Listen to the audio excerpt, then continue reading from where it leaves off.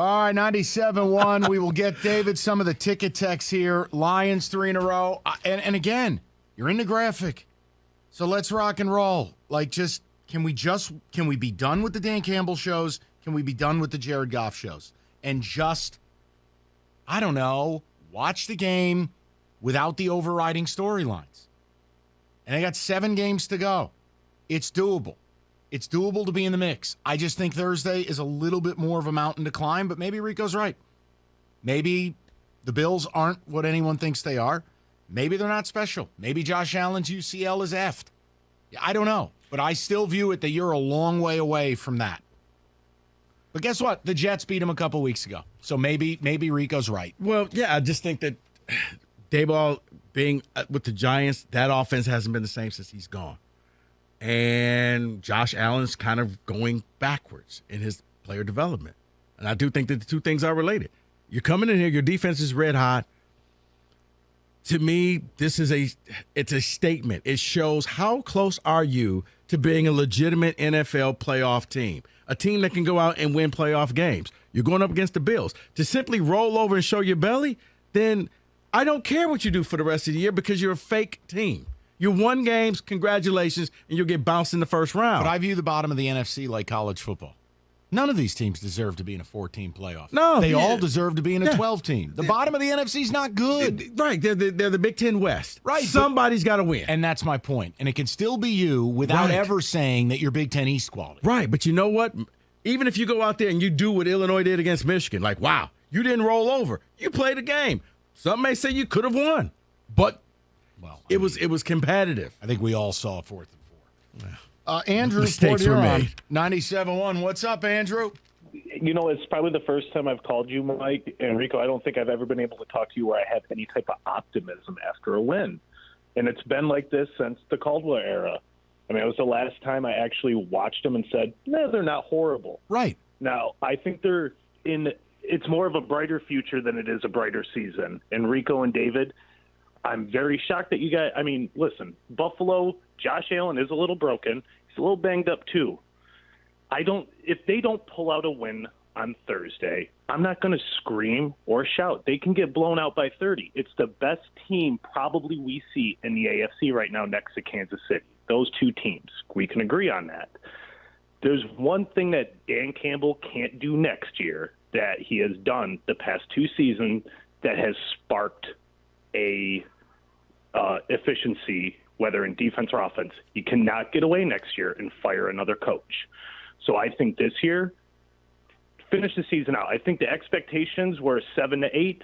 I think they're very doable right now. Right, but see, Andrew, here's the reason why I'm just not willing to just excuse Thanksgiving Day saying, well, it's Buffalo and you have no chance. If you lose with pride, lose with dignity, make it a game. Yes. Because every year, everybody in the country is held hostage watching this god-awful team play. All right, so what if the final's 31-21? I'm fine with it. Any problems, Rico? No, because you know what it tells me? What I've always thought. You're a player or two away from being at that next level. Because going out there and beating the rest of your schedule, man, you're looking at a bunch of teams with losing records. You're supposed to beat them. Yeah, but Rico, can't we say that now? Because I still think, like, Mike makes a good point. You brought up Jimmy G. Like, the Lions' offense is built like the 49ers. Right. You know, I would say Amon is very Deebo Samuel-ish. You just don't have a quarterback that can really stretch the field. No. But the thing about the Niners, Andrew, is, other than the NFC Championship game, they can consistently beat the Rams. They can go out and beat teams that are playoff caliber teams. This is the Lions' chance to show to everybody we belong. Don't just be in the graphic. Get into the club. Get behind the velvet rope. Get into the club. I hope I'm wrong. Andrew, here's the deal. You want to make yourself feel better. 7 games left in the season. Let's say they lose to the Bills. I think you can very rationally say they could go 4-2 over the last 6 weeks. I don't see that any way that they can't really split the remaining games. Yeah, and if and they look, can do that, I think it's immense praise for what Dan Campbell. Yeah. After a 1-6 start, where this thing, I think even you know it, Andrew, and we've battled over the years. Even you know this thing was up against the ropes at 1-6. I got the last couple weeks, guys. I was like, man, I really don't want to go through a rebuild because we're still rebuilding. Yep. And, I'm still kind of there, but I have a little bit more optimism that Dan and Brad Holmes can get the play calling down pat, and they can get the players in position that we need to finally be a winning organization. Yep. Make Sundays fun again. Thanks, guys. Yeah, you got it, Andrew. And again, David, go with the ticket text because oh, by the way, hold on. Well, we are a noted soccer show. USA 1-0 over Wales. Beat those scumbags from Wales. You want to break down the game and the score? I just hear Kenny yelling, shoot it from behind the glass. By the way, what a scumbag farce this entire World Cup is. The fact that this thing is in that country, I mean, my goodness. Oh, and we'll change the time of year we play it because your weather. Oh, and it sounds like it's Fire Fest for sports fans. Have you seen some of the accommodations in Qatar? The cheese sandwiches? Did you see the ticket issue they had this morning? Oh, yeah. How about you can't buy bottles of water without a wristband, and no one knows where the wristbands are, and the nearest, 7-Eleven's a mile away. Carry on. Sorry. Sounds like a business fun. opportunity. Yeah. Oh, you're right. Maybe I should fly out there right now. Yeah, enjoy. You realize you can get thrown in jail if you're drunk in Qatar? Oh, I thought you were going to say I can get thrown in jail for just showing up because I'm black. Okay, then, and the ticket text, please. We'll have Kenny be our front guy. Yeah, the guy who's constantly drunk. He'd be serving a lifetime sentence. Kenny will be the front guy. David and I will do the heavy laboring. Like, no, they're mine. Oh, it's then okay. you'd be one of the 1,500 people who died building these stadiums that they don't report on. Go ahead, David. Oops. Regardless of what happens on Thursday, the rest of the season looks promising when we realize we will be getting J-Mo, a healthy Chark, and Reynolds back at Rico's the right angry. time. Rico's Jason in angry. Chicago. Rico's angry.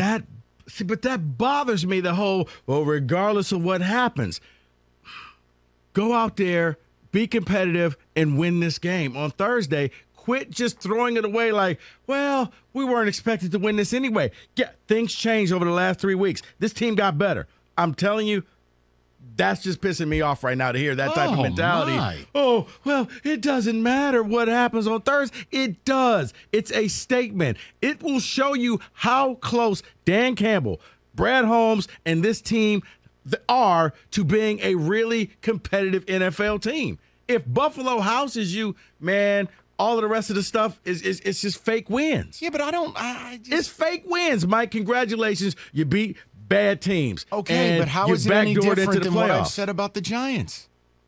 Look, the whole point is in the end. Okay, you want fake wins? Why don't you go look at your blessed Wolverines? Combined record of their opponents is 45-57.